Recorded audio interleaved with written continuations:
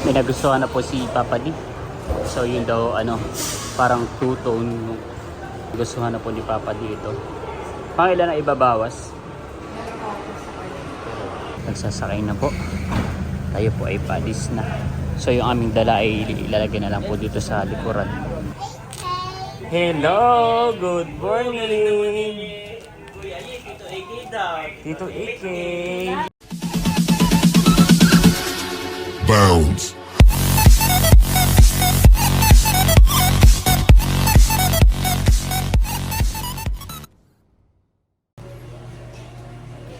Kamusta mga kayami? Isang masaya at isang masarap na vlog na naman ang pagsasaluhan natin.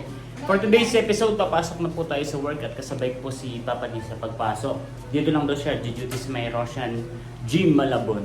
And so ang magbabantay po ng bahay ay si Riray. So, sanang kitay. Yun, so ano lang naman ang role niya rito maglaba, pinaglaba. Hindi, magbabantay lang ng ating mga alagang papis dahil yan po ay napaka iingay at napaka magugutumin. Yun. So, papasok tayo sa work at sabay din po kami magbiwirienda at uuwi. At mamaya po ay maghahanda na rin tayo ng mga susuotin or yung mga mag-iimpake na tayo ng mga damit na dadalhin po natin sa Quezon dahil ano po, bukas na, ay mamayang gabi ay luluwas na po tayo. At bukas ay May 27. Anong meron? Family reunion. Ano pa? Birthday ni Ika. Yun, so ngayon po ay bisperas ng ng kaarawan. So let's go. Pasok na po tayo sa work.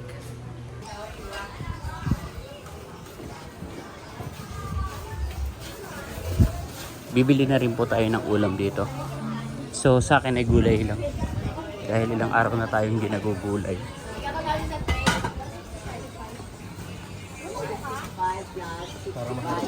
Ilang munggo? Dalawa? Dalawa, tsaka isang magpabagod. Munggo dalawa? Oo. Bali 290. Sumakay na lang po kami ni Papa din ng e-ride. At medyo iba na po yung init talaga ngayon. Sobrang mainit yung alas 10 pa lang pero matindi na po yung init ng sikat ng araw. Ayaw naman ni Papa din na makakal dahil hindi siya sanay na naiinit. Pero sa provision naman namin, di maiiwasan mga gustong sumasama na.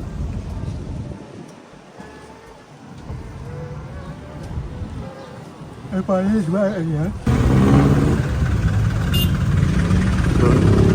Bumaba na po si Papa. Dito po siya sa may Roshan.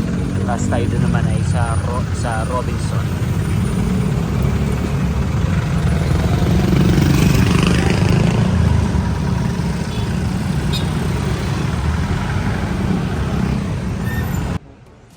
Ayun mga kayami, nandito na po tayo sa loob ng stores at maya maya po ay mag-o-open na po tayo. So si Jomar ang kasama ko sa opening ngayon.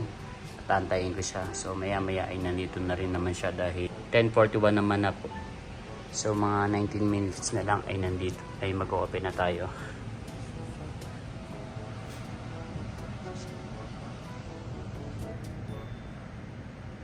Let's go. Much later. Yung mga kayami, so break time na po natin at aakyat po tayo sa taas para mag-break, para magkape. Okay, so coffee break na po natin. Tapos na ako mag-lunch. So aga pa ako nag-lunch, saktong 12. Tapos after that ay umattend po ako ng virtual meeting. Tapos nag-receive po tayo ng mga deliveries. So hindi po ako nakasubmit ng videos or clip para sa ating daily life update. Kasama ko po ngayon si Papa D. Sa kaya siya banda. Sabay po kami mag-break tayo.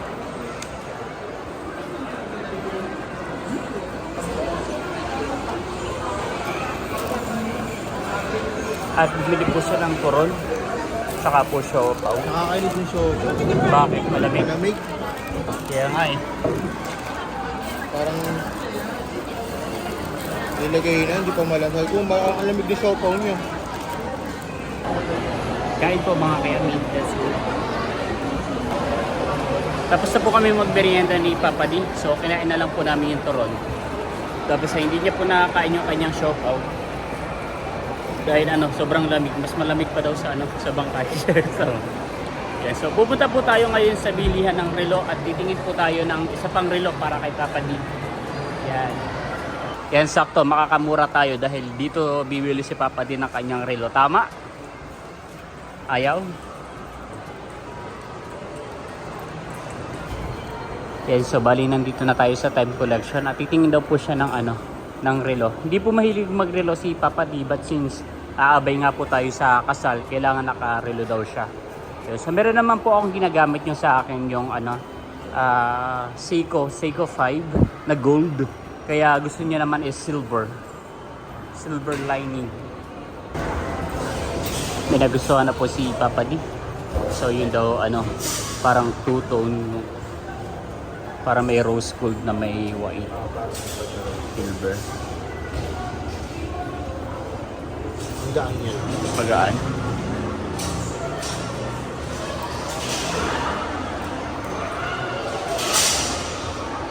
Yung mga kayami at nagustuhan na po ni Papa dito. Pangilan na ibabawas?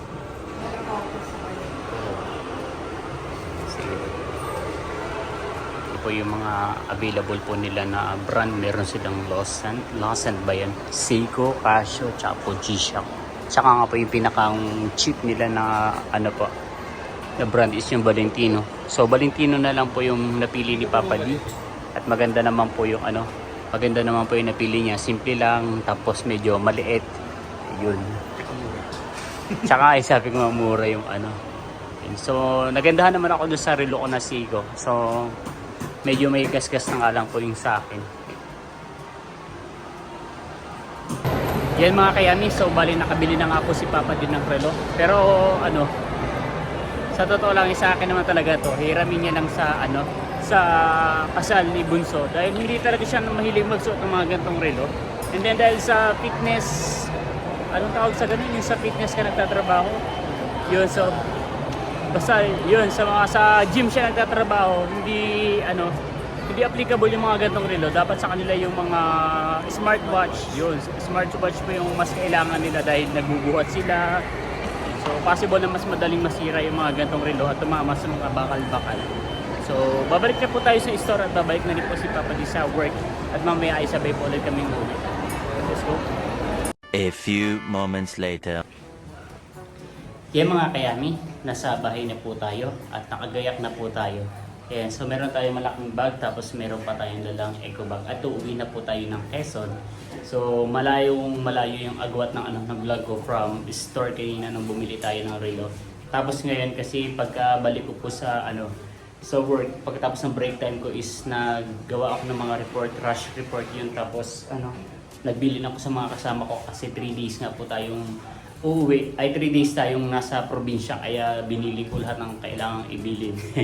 Yun, so nakagayak na po tayo. Sana wala tayong naiwan. Ang importante lang naman yung susuotin natin para sa kasal ni na Bunso.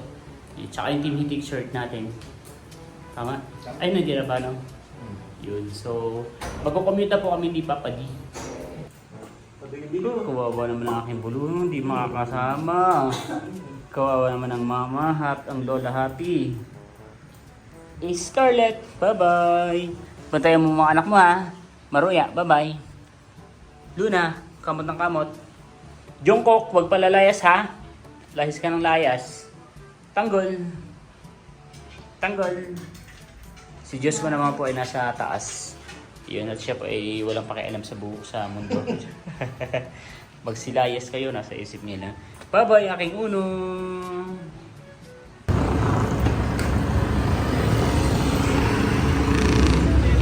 Nandito na po ulit tayo sa Letre at nagabang na po tayo ng jeep papunta po sa Recto.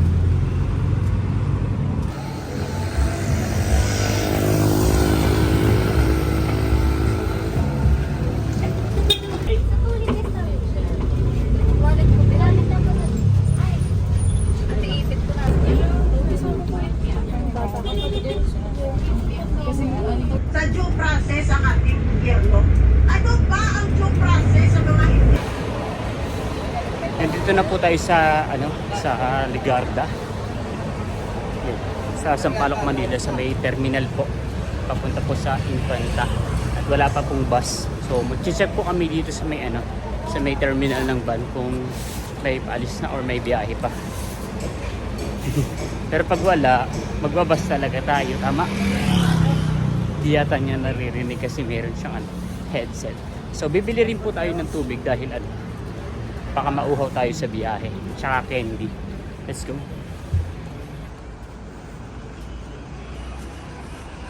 Naglalakad na nga po si Papa D. At patungo po tayo sa terminal ng van. Sana po ay meron.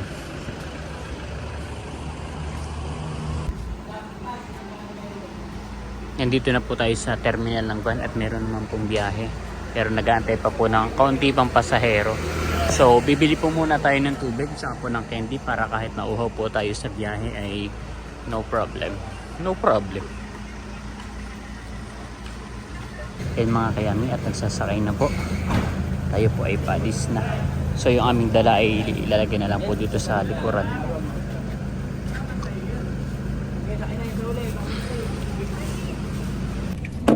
Nakasakay na po tayo ng van at paalis na po. Let's go sa mga 4 to 5 hours yung biyahe. Nakasta ba? Mga 10 at 11 sa akin. Yan po mga kayami. Nandito na po tayo sa... Parang mabilis lang yung biyahe, no? Hindi tayo nag-stop over. Tulog lang po ako sa biyahe mga kayami. At ngayon naman po ay nandito na tayo sa Infanta Quezon. So sasakay na po tayo ng tricycle. At hindi na po tayo magpapasundukan na kuya dahil hindi po tayo nagsabi.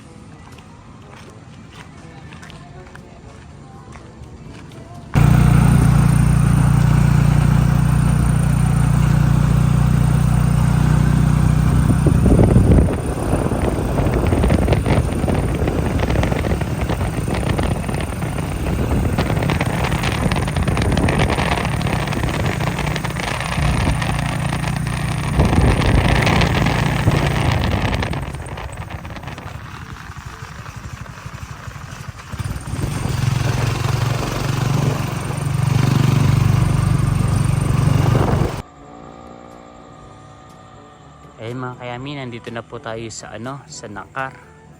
At kasama na po natin si Papa D. Kailan ka ulit pumunta rito? Nung kasal na tatay, no? Tsaka na nanay. September. Bali sila mahal po ay on the way na rin. Mas una silang umalis mga saktong 10 PM. Tayo ay 11:30. Ay nauna pa tayo makarating dito sa sa Quezon. Sina mahal ay nasa Real pa lang. Sobrang bilis po ng biyahe namin dahil hindi na po kami nag-stop over. Ay ayan, sobrang bilis po ng biyahe. So na nga tayo dahil hindi nga tayo nag-stop over. At tayo ay magmamaylo at magutom naman. Nandito na po si na mahal. Nauna pa kami. Thank you. Nag-van po kayo? Ha? Oo. Ay kami hindi pa nag-stop over kaya kami napakabilis. Kaya inaantay ni tatay.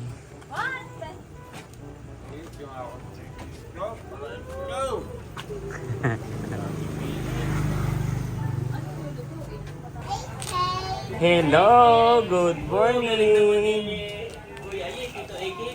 Tito Ike, here's your shirt. Oh, yun, Bobby! Papi, Ayi, and Daddy. Oh! Yan din yung kay Leo. Dito, sila po ang nag-print, ang namili ng damit, maganda yung tela mga pants. Kung kayo magpapagawa guys para sa inyong family, sa inyong reunion, sa inyong kung anong project, yan, kanang email po. Meron po silang business na ganito. At ngayon ay birthday niya. Oh. Good morning mga kayami, kagigising lang po namin ni Papa D at dahil napagod tayo sa biyahe ay tinanghali na po tayo ng gising. So naibigay na po natin yung t-shirt kila Kuya White, kila Tarasyon, kila Bobby at saka kay Aye. So bali yung kay Teo na lang po yung dito na lang po kukunin. At naka-t-shirt po kami na white. Ito po yung original na hand things ba yun, Hannes? Yun. So nagpapasalamat po kami kay Tita C dahil ito po ay pinakang regalo niya daw sa akin. Ito po. Tapos ang dami ito si Papa Lee. So thank you so much po Tita C sa inyong pong kabutihan at sa pagmamahal at suporta sa Team Hipin. Ayun. At dito ko na rin po tatapusin ang vlog na to. Again, maraming salamat po sa lahat ng patuloy na nanonood at sumusuporta. Hindi lamang sa aking channel, kundi sa buong Tibetik. Hanggang sa muli para sa isa na namang masaya at masarap na vlog. Kaya nga pala official ay birthday ko na. Oh, may regalo ka na. Kaya First nga, gift mo ngayon, first birthday gift. mo. Salamat po.